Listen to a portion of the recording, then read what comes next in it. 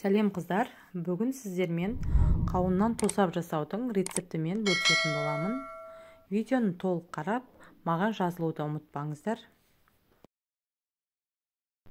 Дәл қазір қауынның пісіп тұрған уақыты.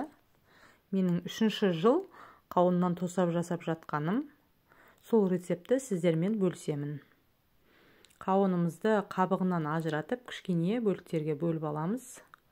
Қауынымыз қатты езілмеген, піскен, дәмі де жақсы қауынды таңдап алыңыздар. Кішкене бөліктерге бөліп, үстінен шекерімізді салып, 2 сағатқа қойып қойыңыздар, суы шыққанша. Суы шыққан соң отқа қойып, 5 минутқа қайнатып аламыз. Тосабымыз жай қайнап жатыр. Енді бетіндегі көбіктерін алып тастаймыз. 5 минут қана қайнатып, отты өшіріп, суығанша қойып қоямыз.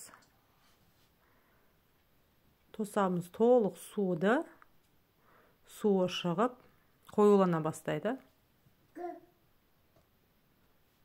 Енді толық суыған соң екінші рет тағы да 5 минут қайнатып аламыз. Көп қайнатудың қажеті жоқ. 5 минут қана қайнатып, таза банкілерімізге құйып жаба береміз. Дәл осы рецепті, осы тосабымызды ұзақ уақыт қайнататын болсақ, яғни 2-2,5 сағат баяу отта қайнатып алсаңыздар, қауынымыз езіліп, джемге айналады, яғни қоюланады. Ол джемді сіздер медовый тортқа, рулетке, немесе пирогтардың арасына қолдансаңыздар болады. Мен өзімнің тәжірибемде қолданып жүрмін. Пирогтың, торттың начинкасы ретінде де қолдана аласыздар.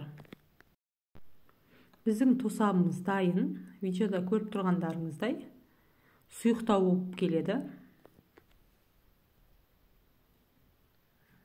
Банкілерге жабылған түрі, яғни 1 күннен кейінгі түсірілген видео.